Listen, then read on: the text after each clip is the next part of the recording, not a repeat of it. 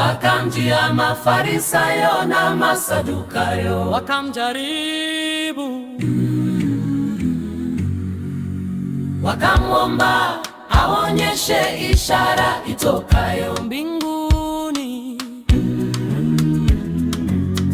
Akajibu akawaambia, kukiwa jioni mwasema kutakuwa na kianga, kwa maana mbingu ni nyekundu, na asubuhi mwasema leo kutakuwa na dhoruba, kwa maana mbingu ni nyekundu, tena kumetanda. Enyi wanafiki, mwajua kutambua uso wa mbingu, lakini je, ishara za zamani hizi hamwezi kuzitambua? Na asubuhi mwasema leo kutakuwa na dhoruba, kwa maana mbingu ni nyekundu, tena kumetanda. Enyi wanafiki, mwajua kutambua uso wa mbingu, lakini je, ishara za zamani hizi hamwezi kuzitambua?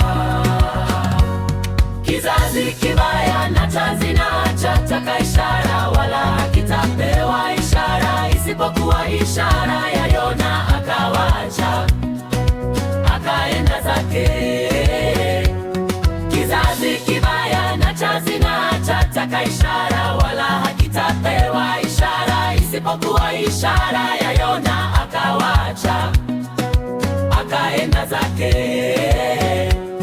Kizazi kibaya na cha zinaa chataka ishara, wala hakitapewa ishara isipokuwa ishara ya Yona. Akawacha akaenda zake. Kizazi kibaya na cha zinaa chataka ishara, wala hakitapewa ishara isipokuwa ishara ya Yona. Akawacha akaenda zake.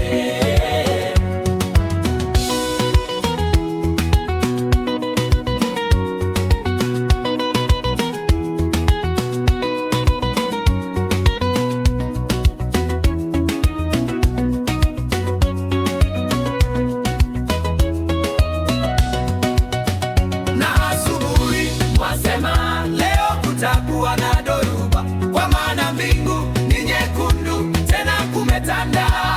Enyi wanafiki, mwajua kutambua uso wa mbingu, lakini je, ishara za zamani hizi hamwezi kuzitambua?